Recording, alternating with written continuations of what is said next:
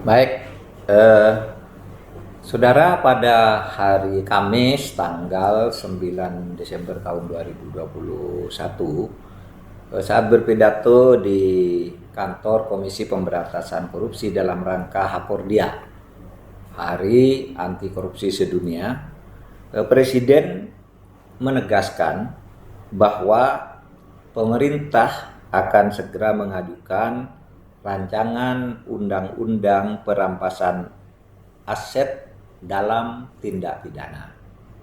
Nah, sebenarnya pada tahun ini, tahun 2021 ini, pemerintah juga sudah mengajukan dua rancangan terkait dengan pemberantasan korupsi, yaitu rancangan undang-undang tentang perampasan aset dalam tindak pidana dan rancangan undang-undang pembatasan transaksi uang kartal atau uang tunai.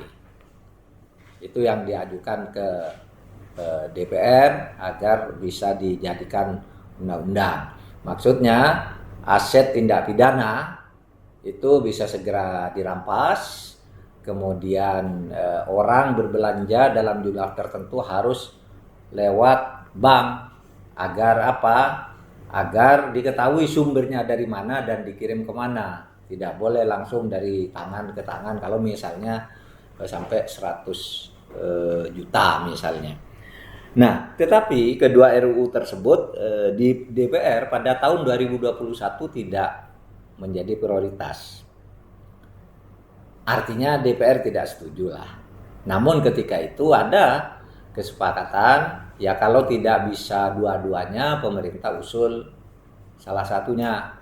Maka pada waktu itu ada semacam pengertian secara lisan saja gitu, bahwa yang undang-undang tentang perampasan aset tindak pidana itu bisa dipertimbangkan untuk masuk di tahun 2022. Nah, ini lebih mudah karena tindak pidananya sudah jelas, tinggal bagaimana perampasan asetnya ketika seorang terdakwa atau tersangka misalnya hilang, tidak muncul, dan sebagainya dan sebagainya. Itu akan lebih mudah daripada undang-undang tentang pembatasan belanja uang tunai itu. Nah, tetapi ternyata ini untuk tahun 2022 kemarin berdasar keputusan tanggal 7, DPR belum juga memasukkan RUU perampasan aset ini dalam prolegnas yang baru. Nah, maka Presiden 2 hari kemudian menyatakan akan mengajukan itu, dan kita mohon pengertian lah agar nanti DPR menganggap ini penting dalam rangka pemberantasan korupsi, ya, agar negara ini bisa selamat. Dan saya agak optimis ketika saya mendengar dari seorang anggota DPR, sahabat saya Arsul Sani, sebenarnya sih untuk undang-undang perampasan aset dalam tindak pidana itu ya lebih mudah diajukan aja oleh Presiden gitu. Nanti DPR akan segera membahasnya.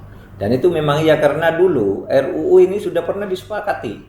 Cuma tinggal satu butir, yaitu aset yang dirampas itu disimpan dan dikelola oleh siapa? Pada waktu itu ada 3 alternatif di Rubasan, rumah barang rampasan di Kemenkumham. Ada yang bilang di Kejaksaan Agung, di situ ada Badan Pengelola Aset untuk tindak pidana itu. Kemudian ada Dirjen Kekayaan Negara DJKN. Ada 3 kementerian atau lembaga pada waktu itu. Nah, sekarang sudah ada kesatuan pendapat di kalangan pemerintah, tinggal bahas itu aja nanti. Kalau tidak ada masalah-masalah lain di luar soal teknis seperti itu.